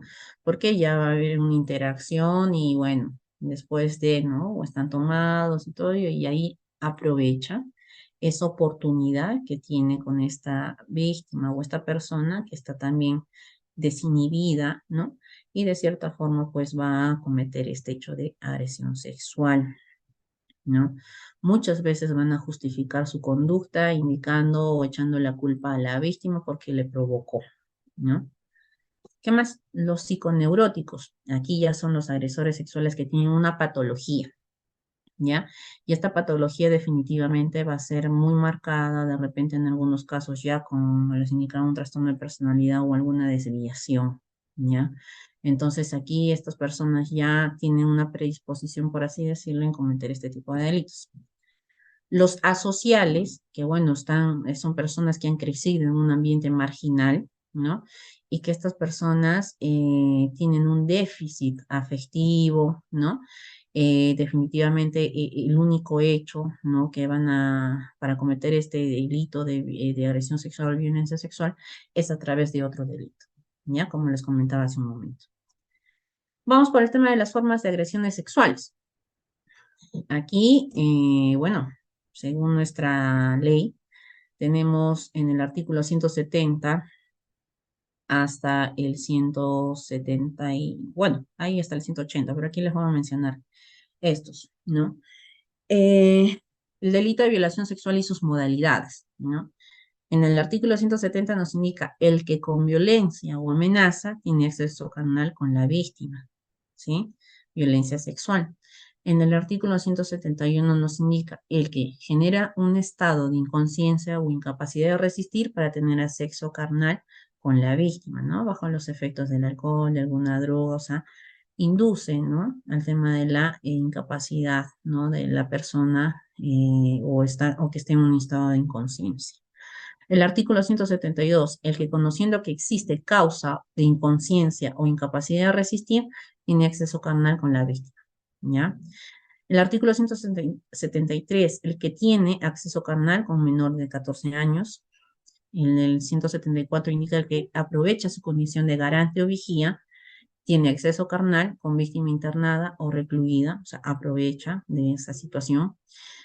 El 175, el que con engaños tiene acceso carnal con víctimas entre 14 y 18 años. El artículo 176, hablamos de los tocamientos indebidos o actos libidinosos sin consentimiento. En el 176A es igualmente los tocamientos, actos de connotación sexual o actos libidinosos en agravio de menores. El acoso sexual, el chantaje sexual, ¿no? Que, bueno, en la actualidad el acoso, el hostigamiento sexual está siendo materia también de bastantes casos, ¿no? En el ambiente laboral, ¿no? Y que es muy importante también poder ahondar ahí en qué está sucediendo, qué está pasando con los trabajadores, ¿no? Para que puedan ejercer este tipo de conductas. Vamos a la parte importante que les indicaba, la evaluación de un agresor sexual. En la evaluación de un agresor sexual, la vamos a centrar pues a lo que es la evaluación psicosexual. Y en la evaluación psicosexual nosotros vamos a tener que evaluar la historia sexual, los intereses sexuales, el comportamiento y las actitudes de una persona para poder de repente diagnosticar algún interés destructivo o parafílico o desviación sexual, ¿no? Y aquí la evaluación psicosexual pues es un proceso clínico forense que evalúa el funcionamiento psicológico sexual de una persona. En la aplicación de pruebas, nosotros ya entendemos que vamos a tener una entrevista, en la entrevista vamos a recabar bastante información, vamos a observar a la persona que estamos evaluando o entrevistando y después la evaluación psicológica, que es tan importante, ¿no? Eh, una pericia psicológica dejaría de ser pericia psicológica si es que no tiene evaluación psicológica, ¿ya? ¿En qué sentido? Porque a veces dicen, no, sí, las pruebas psicológicas son auxiliares, claro que sí, pero en la psicología forense necesitamos estas herramientas, sí o sí, desde mi punto de vista y desde mi percepción, y no solamente la mía, sino que esto lo vengo estudiando desde hace mucho tiempo y por muchas ponencias también que yo he escuchado, ¿no?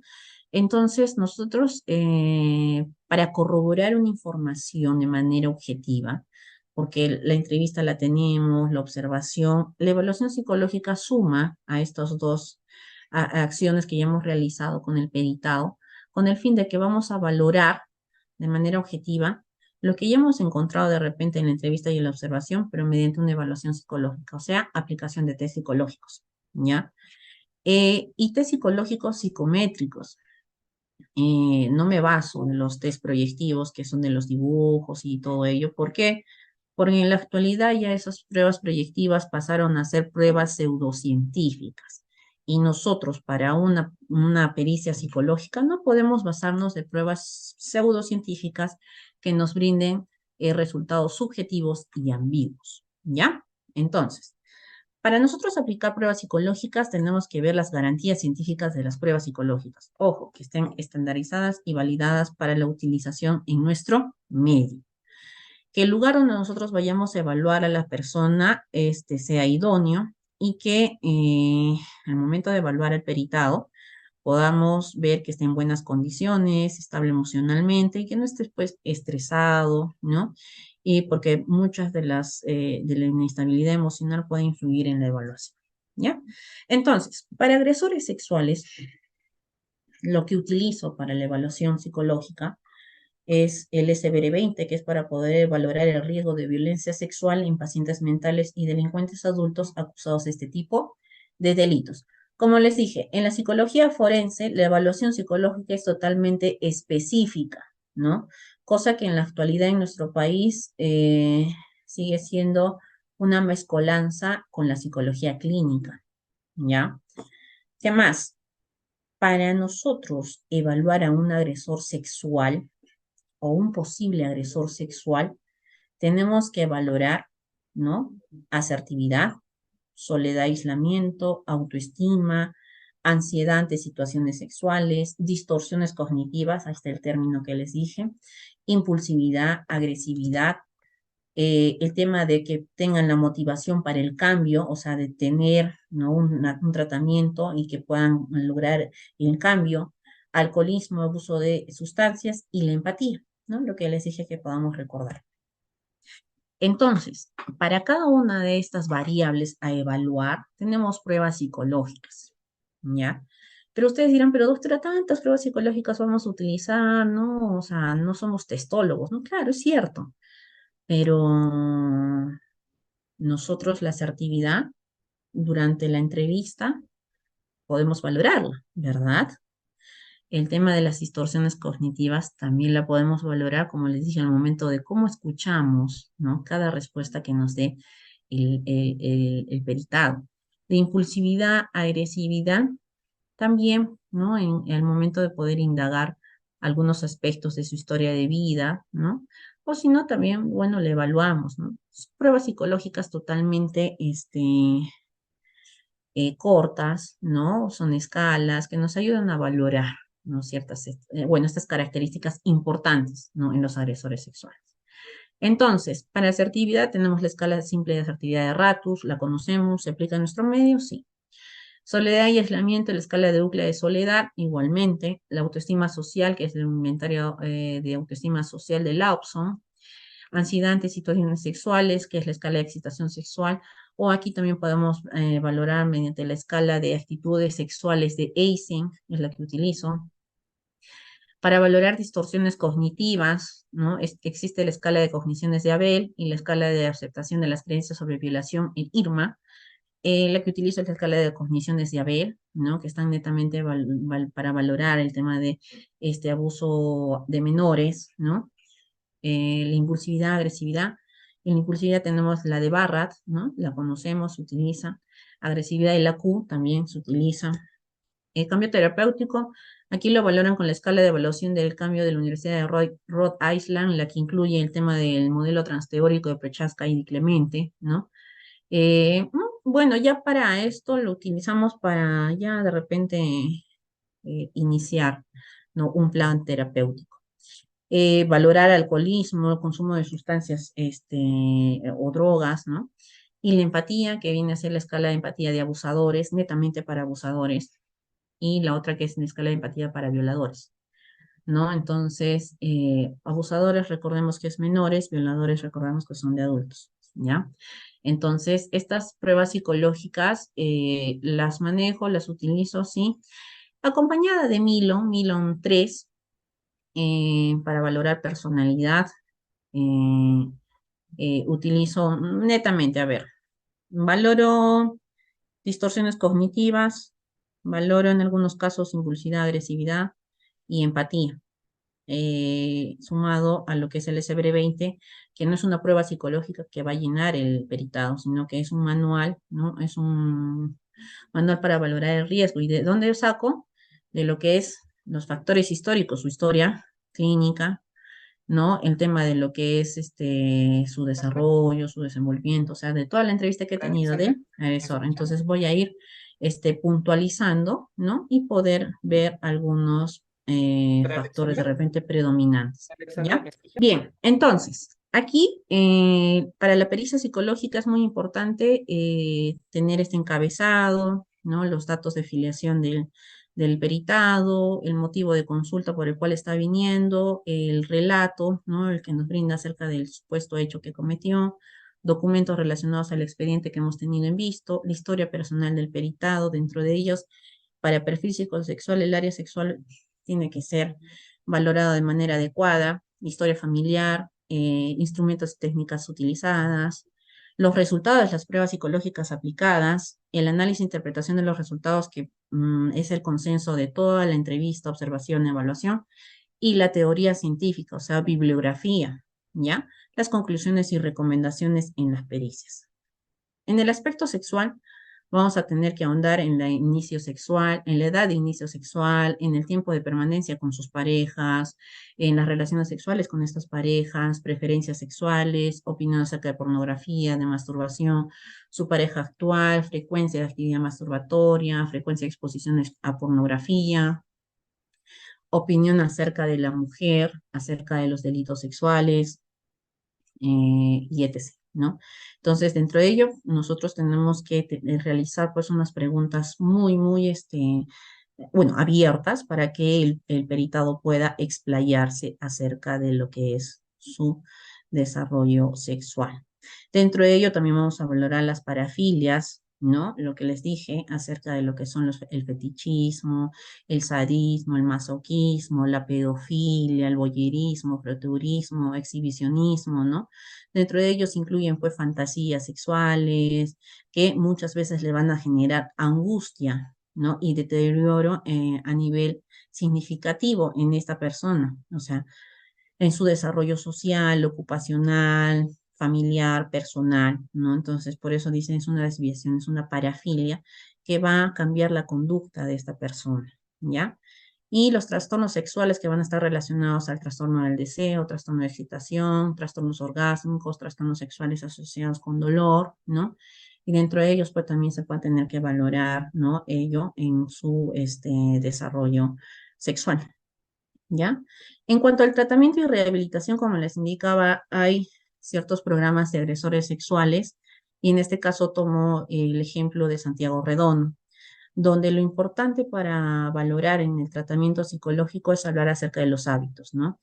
El tema del estilo de vida positivo, la educación sexual, así sean personas adultas, tenemos que hacer psicoeducación sexual, hablar sobre los comportamientos violentos, hablar sobre habilidades sociales, sobre el tema de las distorsiones cognitivas, porque eso pues forma parte de toda una terapia, hablar sobre mecanismos de defensa, el tema de las emociones, la empatía, la asertividad, la conciencia emocional, el autocontrol emocional y el tema de la prevención de recaídas, ¿no?